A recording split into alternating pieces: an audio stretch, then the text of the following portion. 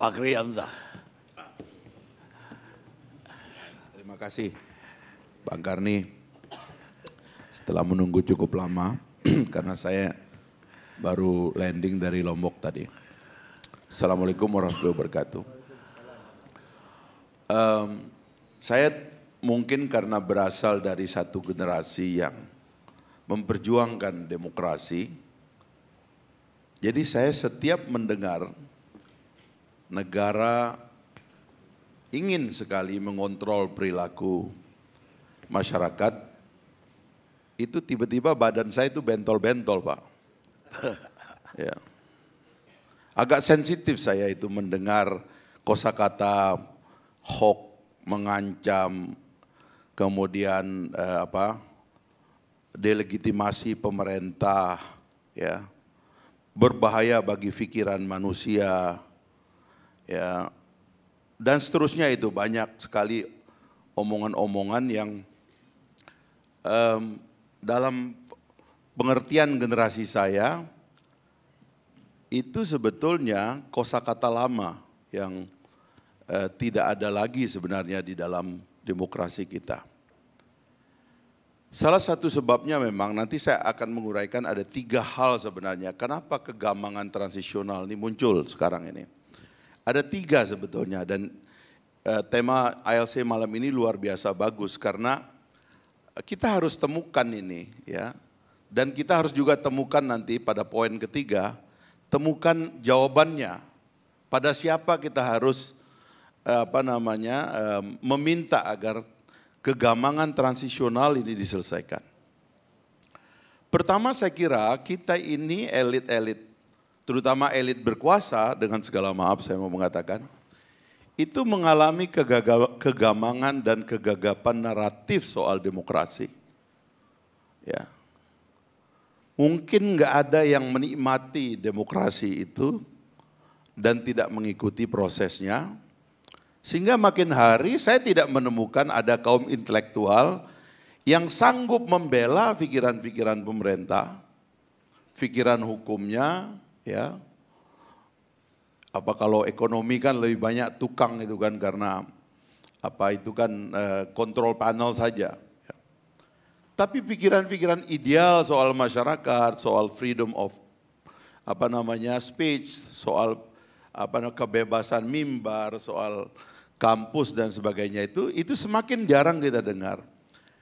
Dan saya pengen nantang hari-hari itu, pengen dengar gitu, ada pendukung pemerintah itu yang agak ideal berbicara tentang demokrasi, ya, tentang nilai-nilai yang kita perjuangkan tahun 98. Kegagapan itu karena nggak tahu bahwa konstitusinya berubah secara mendasar. Ini terutama yang saya ingin katakan itu. Falsafahnya berubah, kita berubah dari negara totaliter kepada negara demokrasi. Ini kurang ini dipahami, apalagi turun ke penegak hukum, mohon maaf ya. Ini di atasnya, di kaum intelektualnya saja ini nggak nyanda ini pikiran. Bahwa dulu di zaman totaliter itu, negara dianggap lebih penting daripada masyarakat. Negara tujuan besar kita. Semua melebur untuk negara. Negara lebih penting daripada rakyat.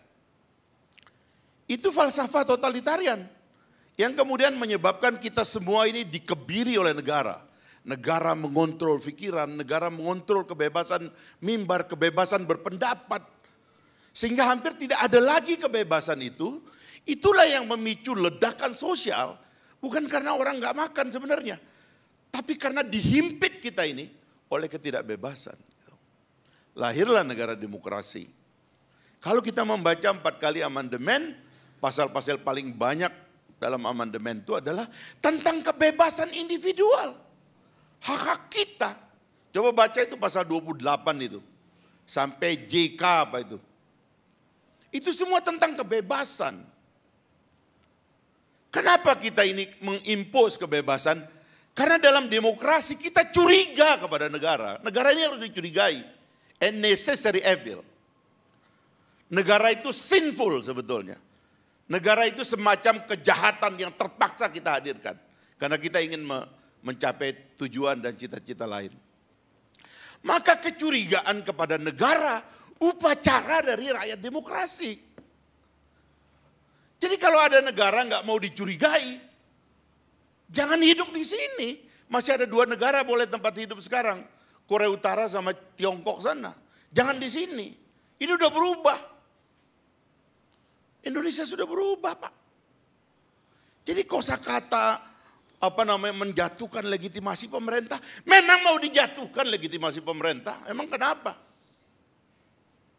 Dia dibayar kok. Maling lagi. Sudah dibayar maling lagi. Jatuhkan itu kredibilitasnya. Kalau Anda mau kredibilitas Anda bagus, bela diri secara baik. Secara intelek. Bicara yang baik. Jangan kemudian mengimpus pasal-pasal karet untuk mengancam orang yang berpendapat dong. Kalau orang bego nggak bisa jadi pemimpin dalam demokrasi. Itu teorinya. Hanya orang cerdas yang bisa memimpin demokrasi.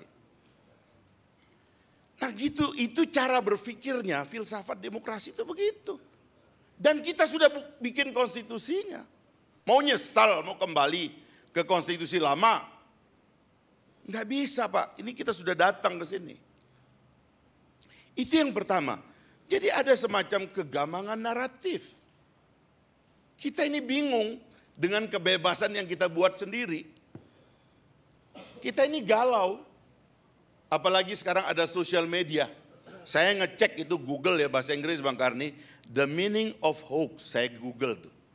Yang keluar tuh artikel tentang Indonesia semua. Karena negara yang gelisah dengan ini cuman kita. Termasuk kalau ketik itu apa itu? Fire holes of falsehood itu. Yang dibesar-besarkan tuh. Yang keluar artikel tentang Indonesia semua. Karena yang gelisah dengan kebebasan ini cuman kita. Yang lagi gamang dan galau dan disorientasi itu kita. Terutama pemimpin. Dan terutama para penguasa sekarang. Jadi kebebasan itu harus dihadapi dengan cara lain. Dalam demokrasi, perang naratif. Apa versimu negara? Bicara dong. Jangan kemudian, bahkan sekarang bukan cuma mau naruh pasal. Sudah dilakukan begitu banyak tindakan preemptif. Dan kita semua diam. Dan yang paling banyak diam itu Fakultas Hukum.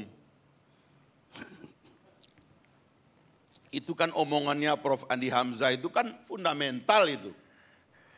Kalau saya jadi ahli hukum, mundur saya itu. Ya. Kita mau mengatur hal-hal yang nggak bisa diatur, tapi karena pandangan negara harus menseleksi pikiran-pikiran seperti Goebbels tadi itu, lalu itu mau diterapkan, mana pikiran yang boleh, mana yang tidak boleh. Sudah lewat Pak, udah 20 tahun lebih. Itu yang pertama, yang menyebabkan kegalauan. Kedua, saya kira negara melemah kapasitasnya.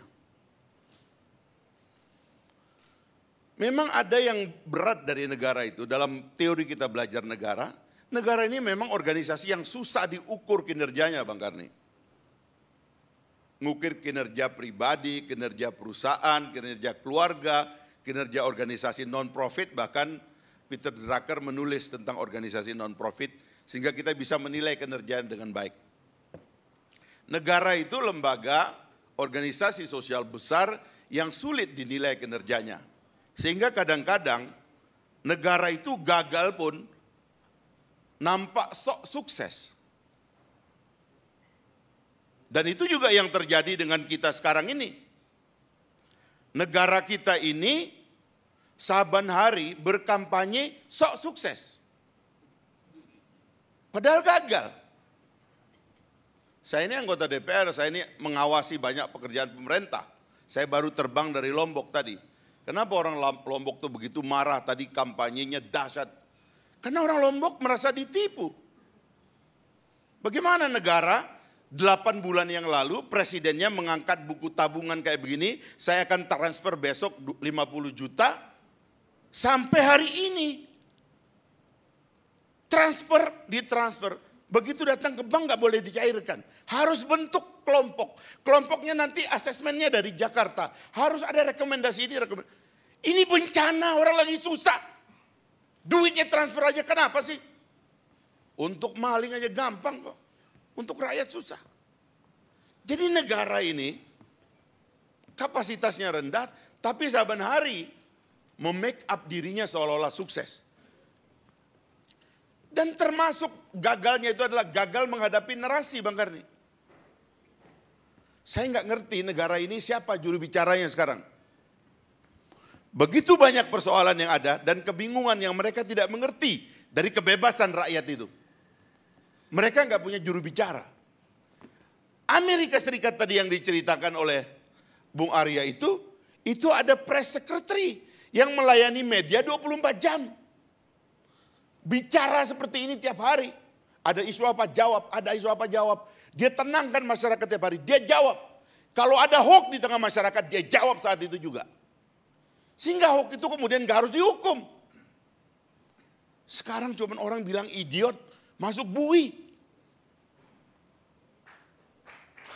Itu yang terjadi sekarang. Dan sekarang mau dikriminalisasi dengan terorisme. Sehingga kebebasan kita berpikir ini akan dihambat. Tidak boleh ngomong ini, tidak boleh melakukan itu, dan seterusnya. Sekarang sumber masa depan kita apa kalau bukan kebebasan? Kenapa orang di negara-negara demokrasi itu dalam risetnya pertumbuhan kelas menengahnya tinggi, inovasinya tinggi, ekonomi kreatifnya berkembang, mereka memproduksi semua hal. Kenapa? Karena kebebasan. Sekarang kebebasan mau dihambat, bahkan mau dituduh teroris. Ini termasuk kinerja negara yang sebenarnya sedang melemahkan dan menjatuhkan kita. Tapi mereka menganggap dirinya lagi berprestasi. Saya sering mengatakan, koruptor tambah banyak, tapi tiap hari kita disuruh tepuk tangan. Makin banyak, sukses. Bahkan makin dekat ke presiden tuh yang mau ditangkap itu. Dan kita harus tepuk tangan, ini sukses. Jadi itu yang ketiga, yang kedua, yang terakhir Bang Karni, yang saya ingin katakan adalah lemahnya kapasitas kepemimpinan. Terus terang, pidato terakhir Pak Jokowi di Jogja itu sebetulnya adalah puncak dari ditunjukkannya kepada kita bahwa kepemimpinan presiden lemah. Apa sih susahnya menjelaskan siapa diri Anda sehingga Anda nggak dicurigai macam-macam sama rakyat? Hak rakyat itu tahu siapa kamu, siapa bapak kamu, apa ideologi kamu, apa sejarah kamu. Begitu rakyat inginnya kepada presiden. Memang kenapa? Dia yang milih kita, rakyat yang bayar pajak. Jelaskan kepada rakyat, ini saya. Jelaskan fitnah, ini warna saya. Ini buku yang saya pernah tulis, ini pikiran saya. Mari kita berdiskusi, mari kita berdebat. Susahnya apa? Terus menggunakan podium publik untuk mengatakan saya akan lawan. Yang mau lawan apa? Yang mau dilawan pikiran. Bagaimana orang yang tidak punya pikiran melawan pikiran? Jadi sekali lagi, kegalauan transisi yang 3 hal ini menurut saya adalah alasan orang untuk melihat di mana sebab kegelisahan masyarakat dan kenapa orang itu merubah pilihannya. Saya kira saya sudah jawab malam ini. Kalau mau berubah masih ada waktu 20 hari. Terima kasih Bang Karni. Assalamualaikum warahmatullahi wabarakatuh.